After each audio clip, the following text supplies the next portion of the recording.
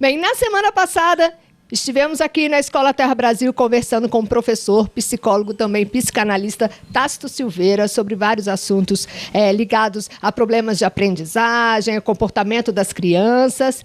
E hoje estamos de volta para continuar essa conversa com Magda Venâncio, diretora da Escola Terra Brasil. Hoje vamos falar de um assunto mais assim, que eu acho que chama ainda mais atenção quando envolve a família, né? É super importante. Quando a gente fala de criança, a gente, de uma certa maneira, está falando sempre da família.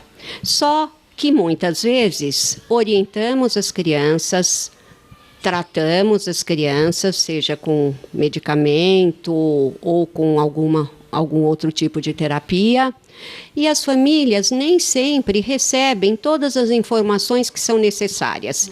Então, hoje, o Tácito vai fazer isso, vai nos ajudar. Que ótimo, então. Então, por favor, Tácito Silveira, venha nos falar aí sobre a família, sobre essa inclusão, né, dessa criança na escola, a gente já falou e tudo, e agora no papel também da família. Obrigada. Então, vamos continuar a nossa conversa. Então, mais uma vez, um prazer recebê-lo aqui para falar sobre esse assunto que está tão em alta, né, dentro da sociedade, dentro das escolas, no universo das crianças. Hoje é um nome que até as crianças já de tanto ouvir falar também já até, né, já é familiar para elas, que é a questão dos problemas de aprendizagem e também de comportamento das crianças. A gente falou sobre o TDAH, que é o transtorno do déficit de atenção com hiperatividade, né? E a gente vai continuar esse assunto hoje, assim, falando, vamos dizer assim, já temos esse diagnóstico, já sabemos que o nosso filho, o nosso primo, o nosso sobrinho tem esse diagnóstico e a gente quer ajudar, né, essa criança, a gente quer ser parceira dessa criança, mas nem sempre a gente sabe o que fazer. E aí, o que fazer? São tantas coisas, né? Então, normalmente, o que tem acontecido com esse diagnóstico é que as crianças que têm as dificuldades para aprender e têm algumas dificuldades em relação ao comportamento, isso é visto agora como uma doença, tá certo? É um transtorno psiquiátrico. Então, muitas vezes não se para pensar se, de fato, esse problema para aprender da criança é um problema pedagógico, né? Ou até um problema psicológico, né? Quer dizer, a criança, de alguma forma, a gente sabe disso, ela manifesta no seu ambiente, ou seja, nos lugares onde ela está ou por onde ela passa, o que está acontecendo com ela, né? Eu sempre falo dessa questão, quer dizer, as crianças não têm como dizer, como nós adultos, aquilo que as incomoda, né? Enfim, seus medos, suas angústias, e aí elas manifestam dessa forma. Ou elas perdem a atenção, né, na aprendizagem, ficam mais dispersas, não conseguem se concentrar, e claro que isso vai trazer prejuízos na aprendizagem, ou elas se comportam de uma forma que chama a atenção dos adultos, né? Eu costumo dizer que os problemas de aprendizagem nos deixam preocupados e os problemas de comportamento nos deixam incomodados, né? De qualquer forma, o que a gente vê é que as crianças estão mostrando para nós que alguma coisa não está bem com elas, né? E antes da gente considerar primeiramente, ou muito rapidamente, que elas têm um problema, né, médico, um problema biológico, seria interessante, e aí eu falo também como psicólogo, como psicanalista, que a gente avaliasse o contexto familiar da criança, entendesse o que está se passando aí, abrisse espaço para que isso pudesse ser dito, pudesse ser manifestado de alguma forma, né? Porque parece que a questão que de certa forma me preocupa eu como profissional que trato, né, desses problemas, é que fica muito fácil olhar para essas crianças e, se elas não estão fazendo aquilo que a gente gostaria ou que a gente esperaria, a gente diz que elas têm um problema biológico ou neurológico. Então, para a gente chegar a de fato concluir que elas têm esse tipo de problema, seria preciso fazer uma série, então, de avaliações, seria preciso como que fazer como que um percurso, né, com essa criança para de fato poder chegar lá num momento posterior com mais informações, com mais dados, né, para se fechar um diagnóstico como esse.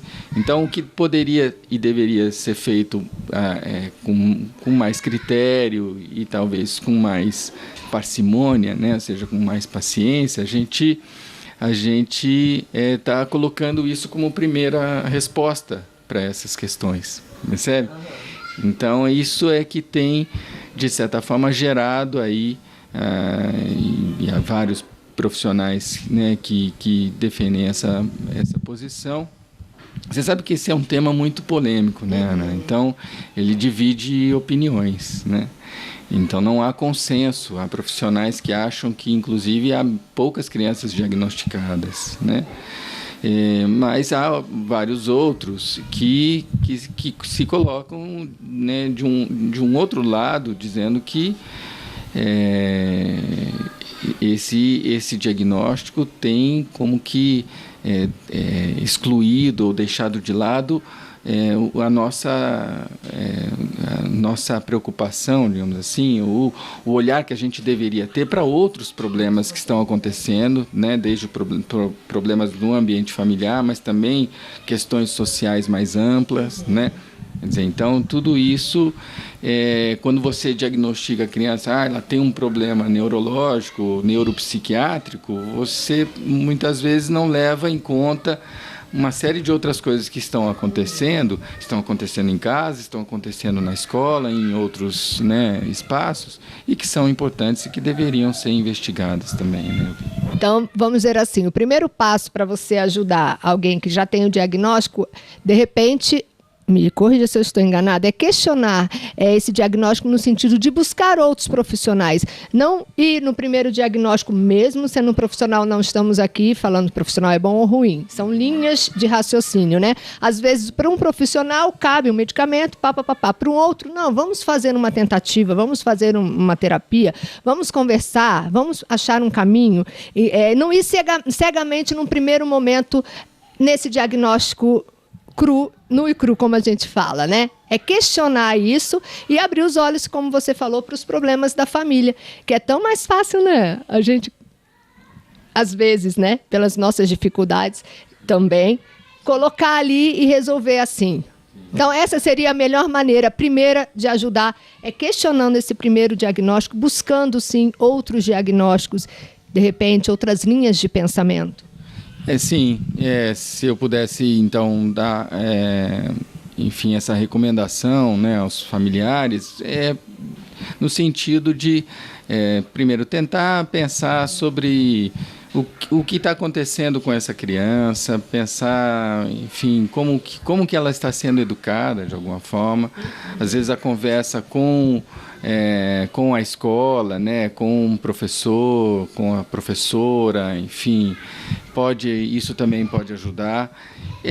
O profissional da psicologia, o psicoterapeuta, um psicanalista, enfim, há várias abordagens aí que também pode ser, né, consultado para ajudar a família a pensar sobre tudo isso, ver o que está acontecendo. E aí vai dependendo do caso também, se houver necessidade de se aprofundar mais, se as coisas são bem difíceis com a criança, e muitas vezes isso acontece, né? Se o comportamento dela é bem complicado e, enfim, isso já está durando algum tempo, então procurar também o profissional da área médica que tem condições, né, que está habilitado para fazer uma boa avaliação, um bom diagnóstico e um encaminhamento para um tratamento, digamos assim. Mas tomar com certo cuidado, porque como a coisa agora ficou muito difundida e praticamente banalizada, quer dizer, é muito fácil, é muito simples, né, você fazer diagnósticos desse tipo. Então isso demonstra o quanto pode ser como que a resposta que seria mais rápida, na verdade, acaba se tornando mais complicada. Um caminho mais doloroso também, não é? Às vezes mais doloroso também, certo? Então, aquilo que parece ser a solução para os problemas pode, na verdade, estar encobrindo outras coisas, não está mostrando aquilo que precisaria ser visto também, precisaria ser olhado, né? E uma vez que a família então já feito, né, várias pesquisas, enfim, vários profissionais, está detectado, pelo menos naquele momento, a criança está sob um tratamento com este diagnóstico, pode ser que, enfim, mais para frente outros, né, aconteçam coisas diferentes, mas naquele momento ali é esse o diagnóstico. Para a família ajudar em casa em relação aos deveres de casa, aos exercícios, tem uma orientação específica ou cada caso é um caso? Então, é sempre olhando caso a caso, tá certo? Enfim, a gente tem sempre que levar em conta a criança, o que está acontecendo com ela, o momento que ela está vivendo, a situação familiar, as questões escolares. Mas, geralmente, os profissionais que atendem do campo médico ou do campo das psicoterapias, enfim, eles acabam orientando os pais como ajudar, né, as crianças. Agora, eu considero que, independentemente da circunstância de uma avaliação, de um diagnóstico e do tratamento, e aí como orientar os pais para ajudarem a criança a partir daí, né, num momento como esse, eu penso que a presença dos pais, quer dizer, o fato dos pais acompanharem de perto o processo de escolarização da criança, ou seja, o que está se passando na escola, como que ela está indo, né, como que está sendo o seu desempenho. Então, o contato da família ou das famílias com a escola, isso é importante, não só para a criança, a escola também precisa, né, desse diálogo. Então, assim, ajudar, ao meu ver, a criança de alguma forma, se interessar por aquilo que está acontecendo com ela, percebe? Então, acompanhá-la, ajudá-la na medida do possível, não fazer por ela aquilo que ela deve fazer, exigir aquilo que, enfim, é necessário para que ela também se desenvolva, que ela ganhe autonomia, tá certo? Então, tem às vezes algumas orientações mais específicas, mas de um modo geral, eu acho que é essa questão da criança perceber que os adultos estão prestando atenção, né, no que se passa com ela, e esses adultos, inclusive, estão também, e eu acho que deveriam estar atentos a esses sinais da criança, dando a ela condições de expressar aquilo que está se passando com ela, não só cobrando, né? A gente às vezes acha que a gente cobra demais, né? As crianças e tudo, dos filhos, dos alunos. Então no sentido de se interessar e de mostrar para elas que a gente está acompanhando. Tá ótimo, então, mais uma vez, muito obrigada e obrigada à Escola Terra Brasil. Eu que agradeço mais uma vez, estou à disposição.